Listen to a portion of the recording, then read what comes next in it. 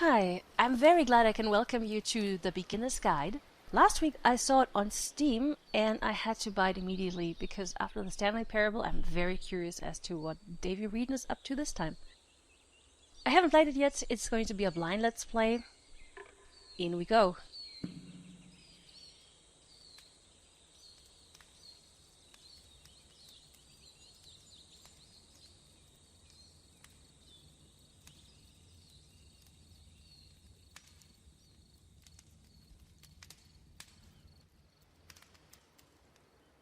Hi there.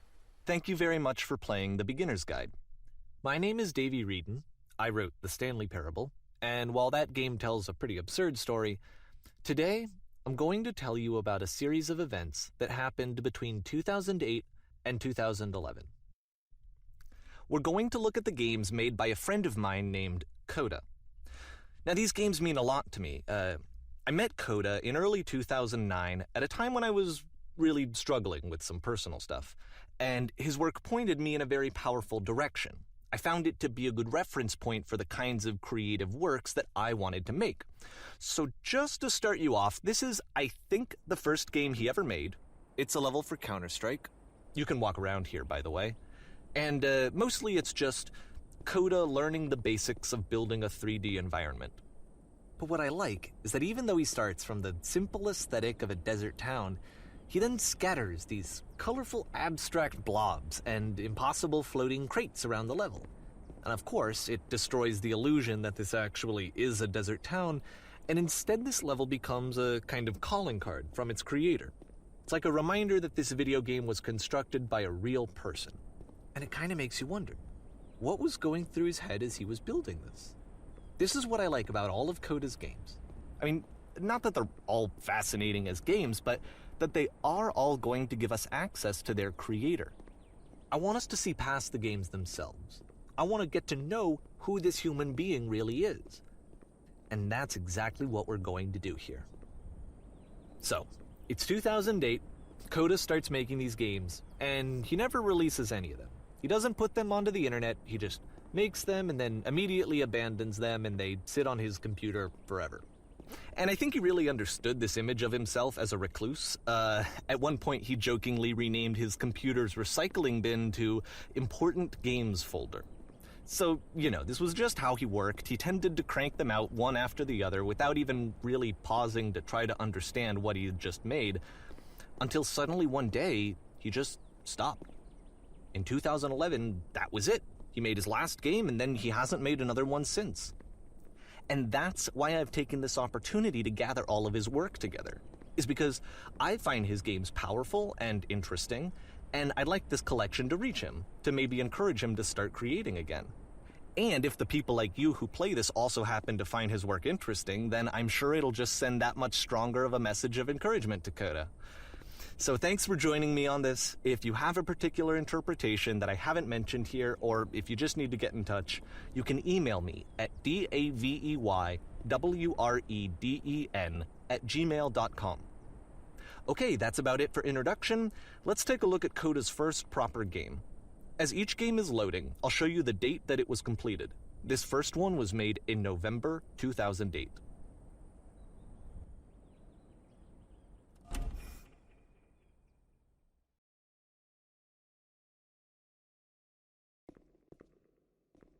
I wonder whether Coda is really he himself. Warning. Whisper machine active. Shift to structure imminent. This looks pretty generic. This game is called Escape from Whisper, and it's one of the more generic games you'll see from Coda.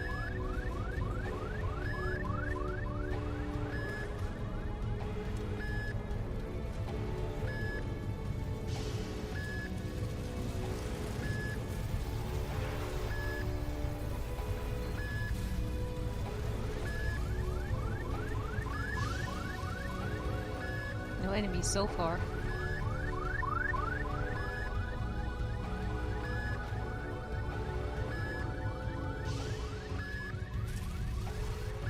Security call reached. Hostile alien life forms inbound.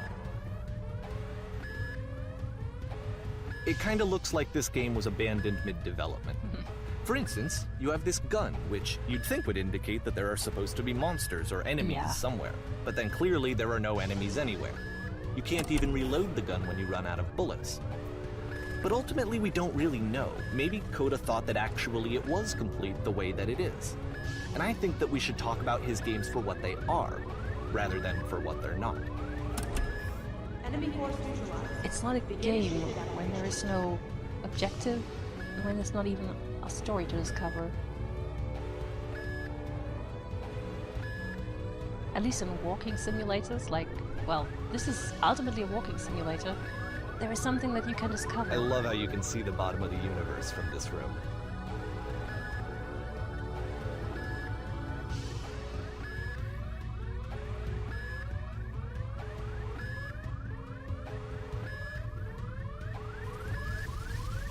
Well, you could grant him that there is at least a ship to discover, but is it a story?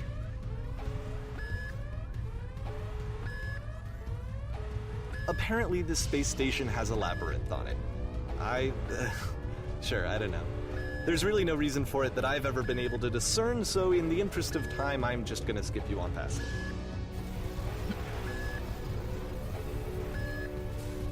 Or, if you'd really like to solve the labyrinth, you're welcome to do that too. No. I was just curious. Okay, this is the part that's interesting. The game has this narrative about the whisper machine and how it has to be turned off, and then you get to the engine room. Hey, you there, in the engine room. You could save us all. That beam is powering the whisper machine. We could disrupt it by introducing a great enough heat signature. If your body could stop the beam. It's so much to ask, but for all of our lives, would you do it? Could you give yourself? It's a video game, so it won't cost me anything to do it. Let me pause here for a second. What you just experienced, stepping into the beam and then dying, is probably what Coda had initially intended when he was developing this level. But when he first compiles and plays it, something goes wrong. There's a bug somewhere. And this is what happens instead.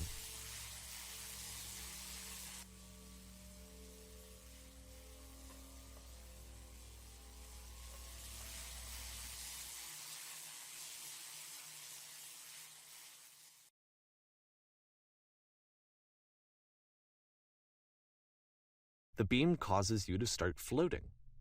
And this is an important moment for him.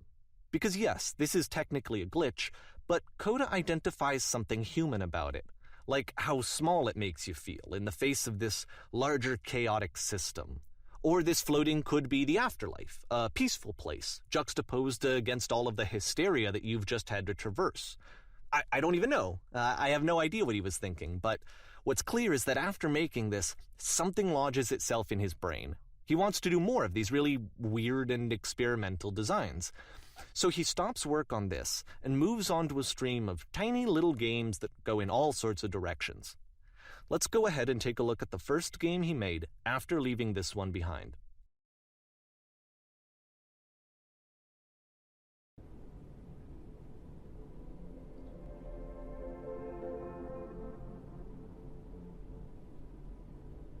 Okay, can't move. Yep, in this game you can only walk backwards. Ah.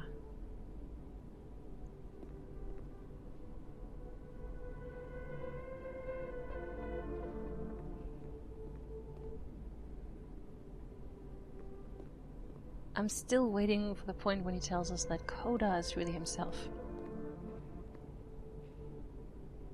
So it's a short and relatively minimalist experiment combining motion and narrative. It is less advanced than the previous game, but actually it seems to be more focused, more complete. Coda's trying to give it a unique voice rather than simply basing it on a pre-existing trope.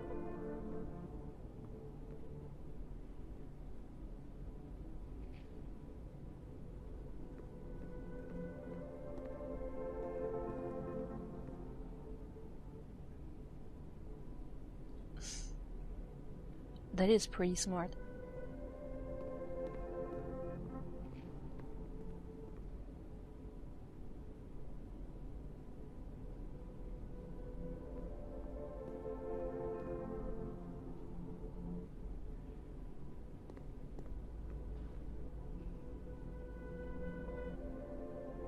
It's a short little thought, it says what it wants to say, and then it ends. Didn't need anything more than that. Which to me is why it works, because it gets out quick. Okay, next one.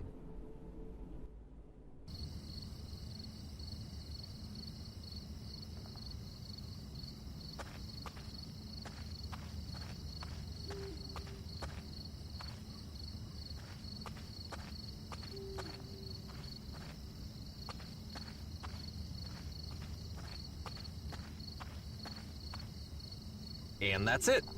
Okay, the meaning of this game won't be clear just yet. Please be patient with me for a few more games, and I promise you'll see what makes it interesting.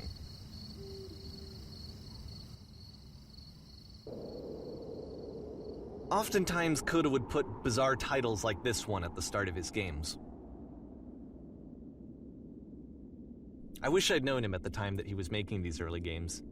He would really only talk to me about his work as he was making it. Once he stopped work on a game, that was it. It was dead to him. And I don't agree with that at all, but what are you gonna do?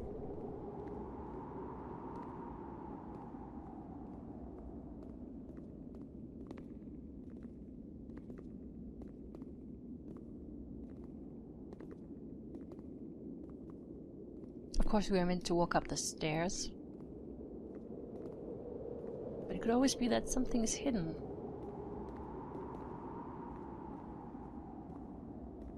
Okay, I'll just trust what I believe and take the stairs.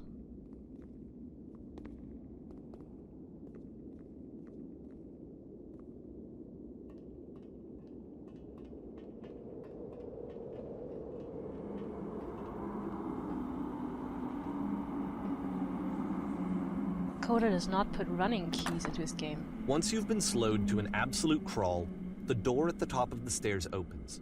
So why, if Coda's not showing these games to anyone, why bother opening the door at all? Well, to show you, I'm modifying the game here so that when you press enter, it'll bring you back up to full speed so you can enter the door for yourself.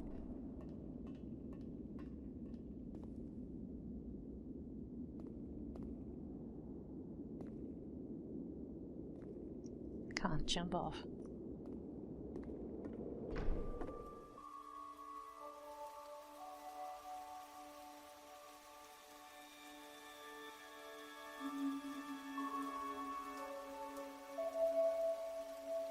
A room that's warm and nice and filled with little ideas for games. I'm kind of jealous of Coda. His head is full of creative ideas. Coda would often tell me that he didn't mind if people thought of him as cold or distant. He said that he knew that he was actually a vibrant and compassionate person, but that it takes time to really see that. It can be a very slow climb to get there.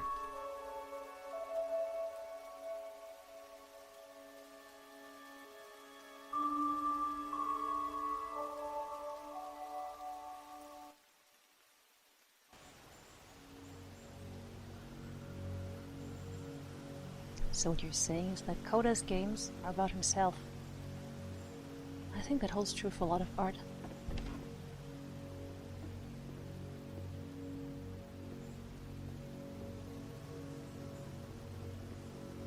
In any case, the storytelling variant.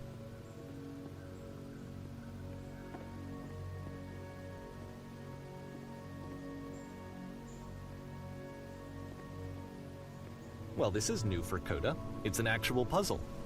Go ahead and see if you can solve it.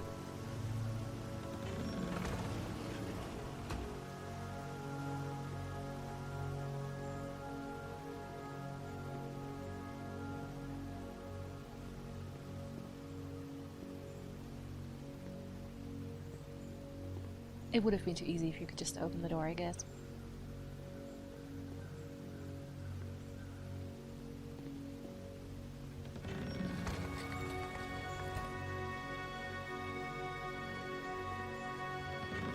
Don't forget that solution, because we're going to see this puzzle again soon. We're gonna see it a lot. I did not play this game before, that was just a guess. 3 dots. I don't believe that's coincidental. It has to have some kind of meaning, but okay.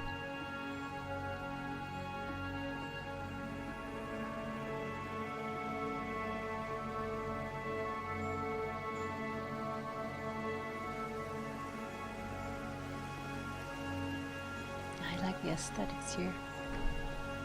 So that seems to be it, right? You walk down a corridor, you solve a puzzle, you get to the end. Simple enough. Alright, now I'm going to modify the game again so that when you press enter, it'll remove all of the walls from this room.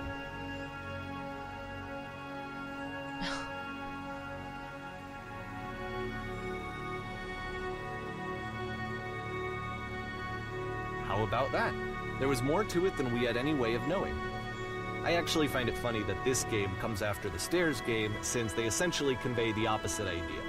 So, in the Stairs game, a dull exterior concealed a rich interior. And then, in this level, a dull interior hides this fantastic outer world. Either way, I think that the point is the same, is that most of the time you don't get to know what you're missing, or even that you're missing anything. That's not your role as a player. So if your role here is not to understand, then what is it?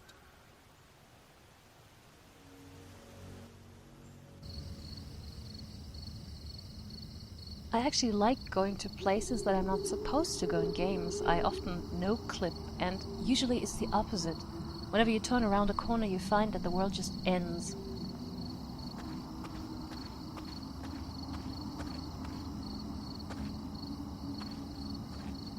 Aha! So, this, combined with the entering game from earlier, tells us that Coda believes his games are connected somehow. It could even be that the Stairs game and the puzzle game are literally connected in between this and the entering game. There's a bigger picture that all of his games are meant to play a role in, some larger meaning that we won't be able to grasp until we've seen all of them. And once we have, we can step back and start to understand what exactly that bigger picture is.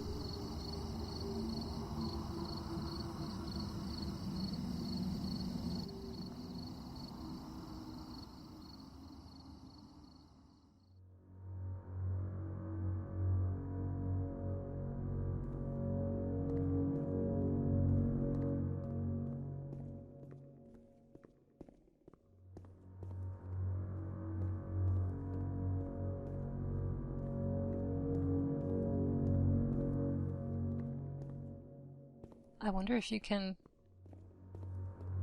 walk into this direction and... No, the world ends behind me. The bounding box actually ends.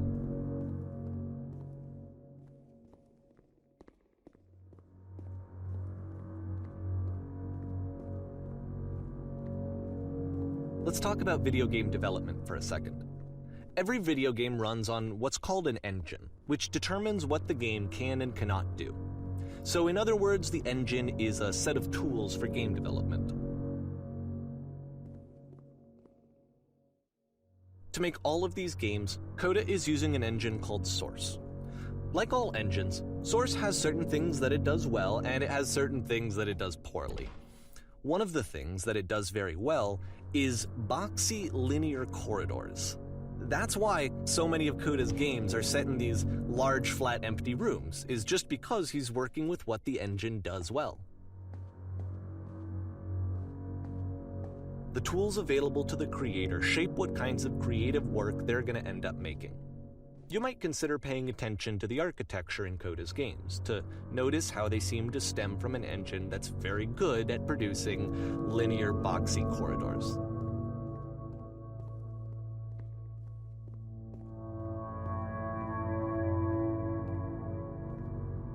That's not an actual door. Obviously he wants us to discover what's in the basement, so... Okay.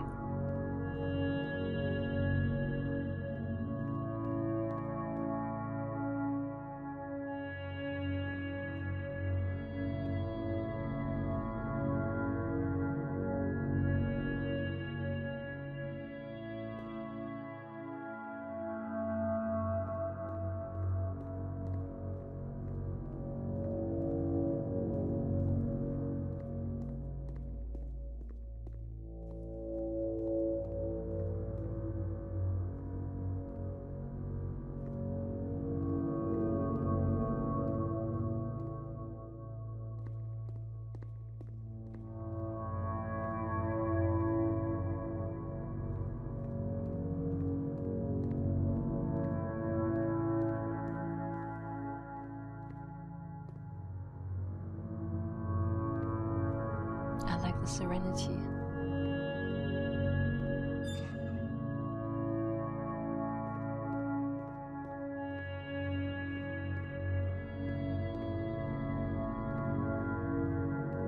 Coda does apply some of the level design principles that I know. If you go in places that you're not supposed to go, like here, the world just ends, so you have to stick to the path. Well, on the other hand, it's a lot of work to make an open world. That's nice. He's actually commenting on how we are boxed in this design. It's like a prison.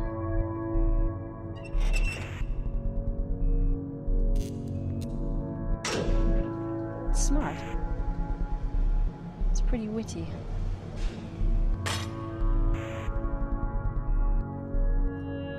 We can't move in this direction even if we try. With invisible walls. Okay, Coda, I get it. This prison, funny enough, in Coda's original design, the doors stayed shut for a full hour before letting you go. If you don't mind, I think we're gonna skip that. This is something that he and I used to argue about a lot. You know, whether a game ought to actually be playable, whether it means anything if no one can get through it. And I would always defend that, you know, all this work goes into the game, why not make it playable and accessible? And so we just got into heated arguments over it, and there was one time that after one of these conversations, he went home, and a day or two later, he sent me a zip file entitled Playable Games that was full of hundreds of individual games, each of which was just an empty box that you walked around in and nothing else. Believe me, I played every single one of those just to find out if there was like a gag hidden somewhere. There wasn't.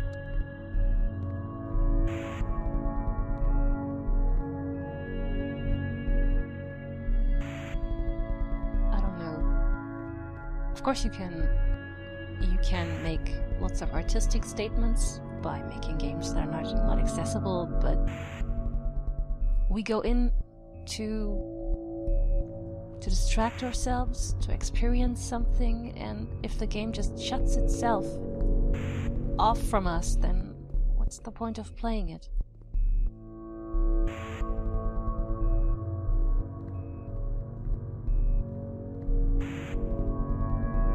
And of course we try to have fun. Of course you can also put a message into it, and that can make it even more enjoyable. But still, to make something that nobody can really experience, and I could just not play it.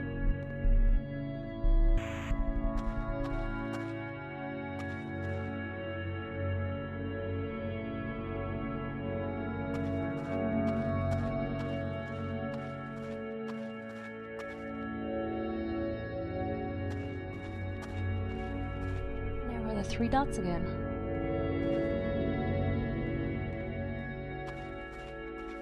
And we're back. It's the puzzle again, with the exact same solution as the last time. I'm not sure he says it that way. Maybe it's not the same solution.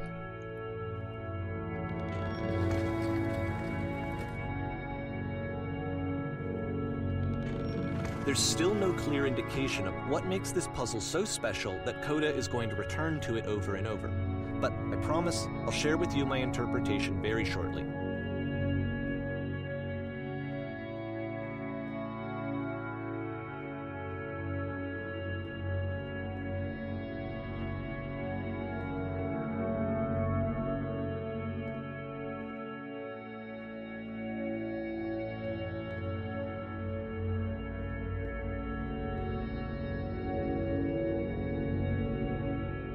He likes to play with the idea of freedom and enclosedness. That much I can observe. I mean, that's the point of this mini-game.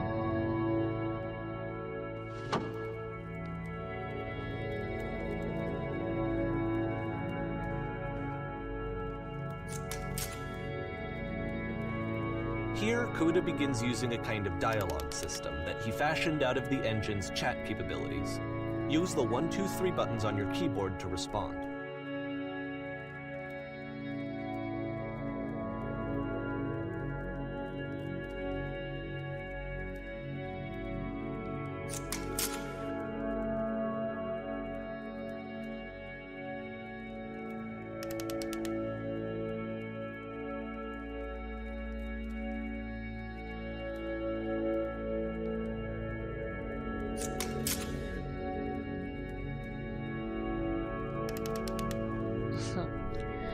Okay, what's the point of this dilemma?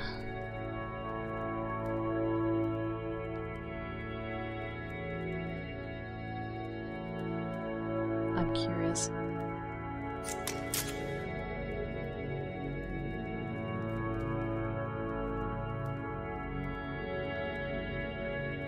Ah. Now I won't get the chance to answer.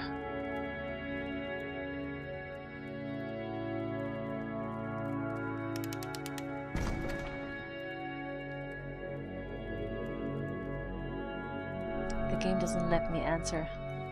For whichever reason.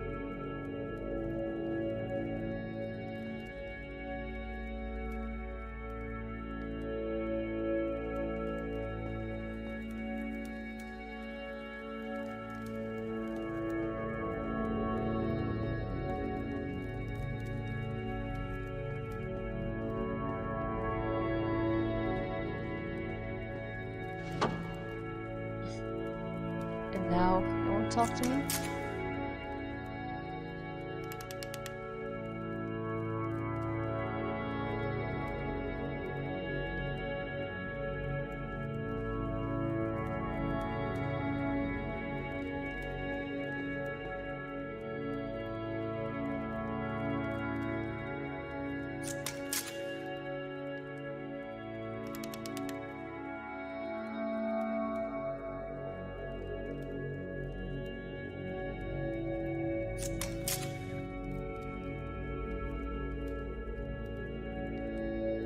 Oh, that black space. The one with the cloud, the mist cloud in there. So does this actually have any effect on the game? Does it change anything if I answer differently? And so we make one last descent down to the final floor of the level.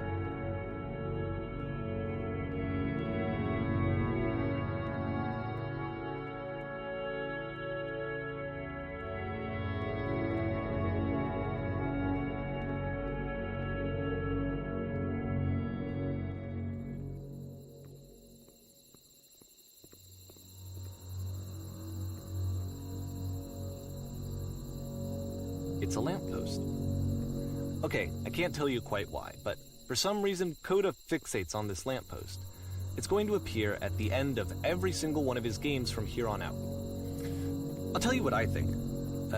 I think that up to this point, he's been making really strange and abstract games with no clear purpose, and maybe you can only float around in that headspace for so long. Because now he wants something to hold on to. He wants a reference point. He wants the work to be leading to something. He wants a destination, which is what this lamppost is. It's a destination. We're going to see it in the work as well. His games are just going to become a lot more cohesive, a lot more fully developed, with more of a clear idea behind them. And as we go, that idea will get clearer and clearer and clearer.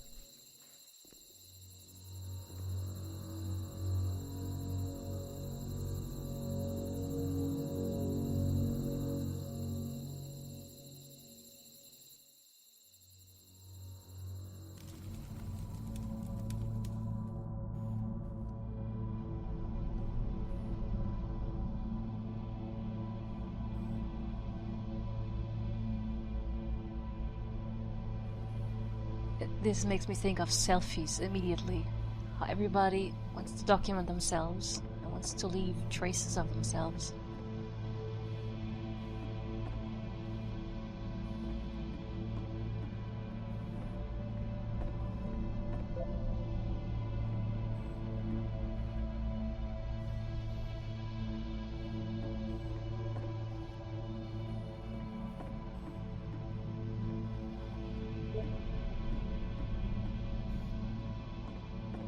So first off, I'm sure you can deduce this, but this game is not connected to the internet. All of the notes that you're gonna see have been written by Coda. This was actually the first game of his that I ever played.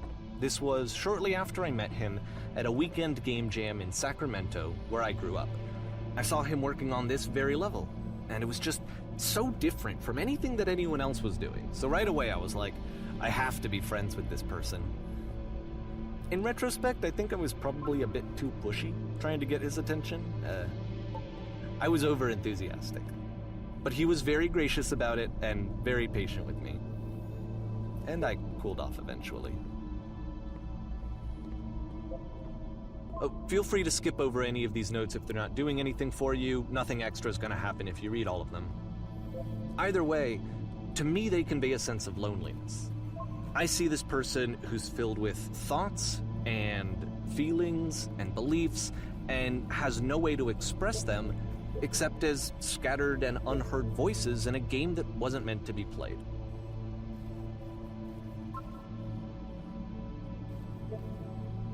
But it's ironic, isn't it, that in playing this game and seeing how alone Coda often felt, that we get to know him better and actually kind of connect with him. And I have to be honest with you, this idea is really seductive to me. That I could just play someone's game and see the voices in their head and get to know them better and have to do less of the messy in-person socializing. I could just get to know you through your work. I think this is why I always liked Coda's games so much, is because it felt like they let me have that connection. I felt as though he was inviting me personally into his world. And then I feel less lonely too. I've never seen it like that. I have a friend who writes stories, and you can kind of get an idea of what he's like, what's important to him, or what he's thinking about by the kind of stories that he writes.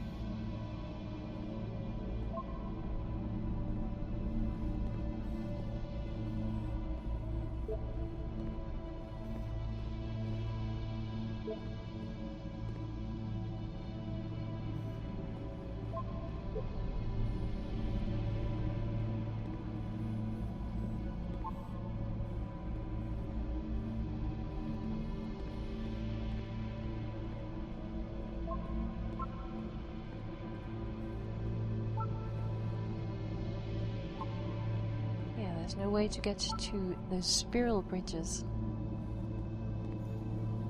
Or is there?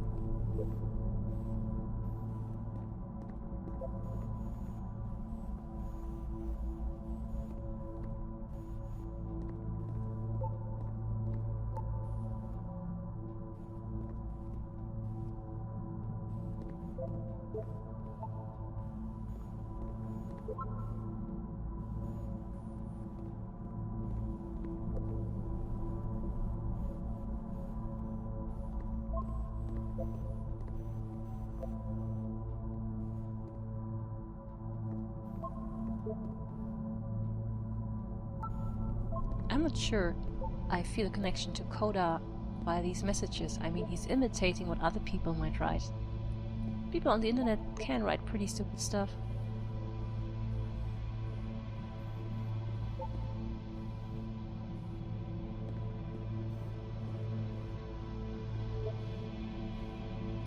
Yeah, you can't jump. I tried.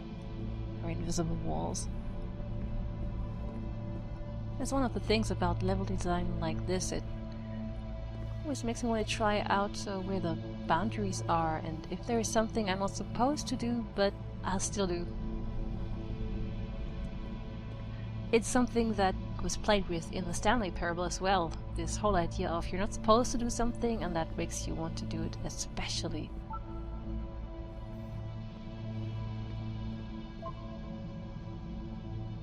It looks like that painting is where we are supposed to end up.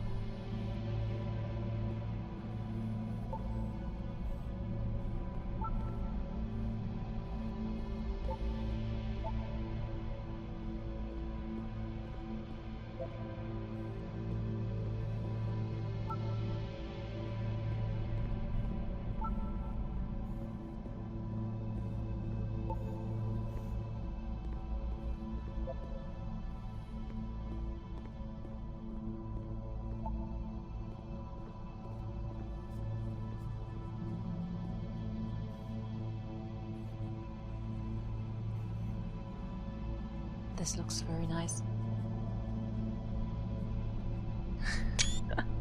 Gotta take a screenshot.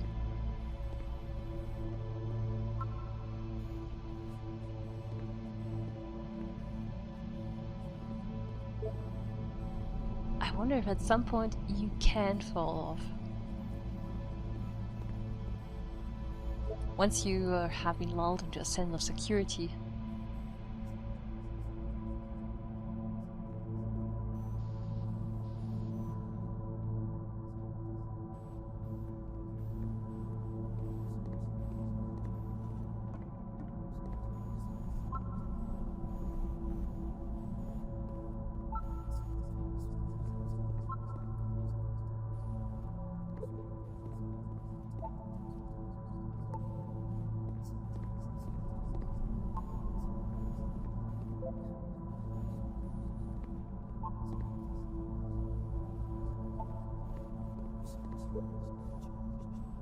That's the same person we already had.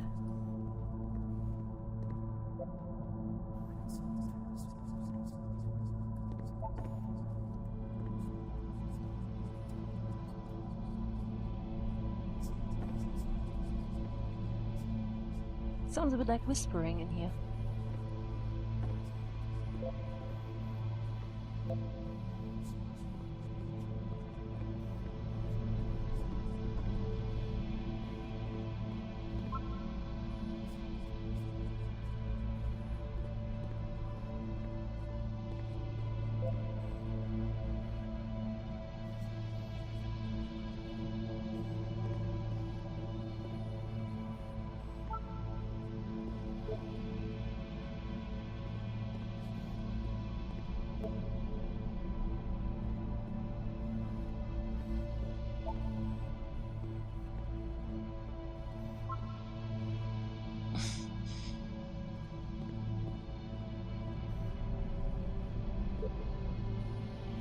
At the end of this level, we're going to see the puzzle again.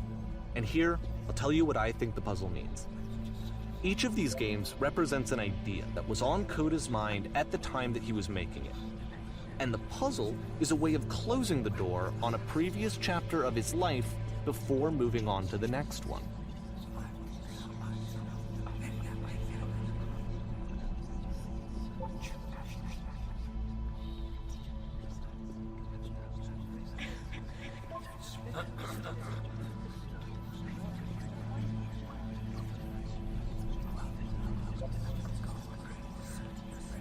And you still can't jump. In each of his games, after exploring a theme that, he might find difficult, Coda can then place this puzzle that he knows has a reliable solution, he understands exactly how it works, and so it gives him a simple mechanism for moving on. So what you're saying is he developed language for himself.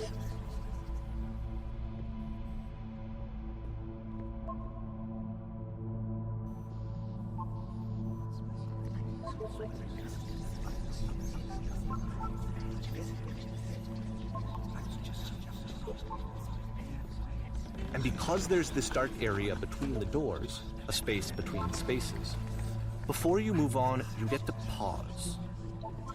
Just for a moment, a few seconds to reflect on and let go of the events that led you here. To step back and connect the pieces together. To grasp at that elusive bigger picture.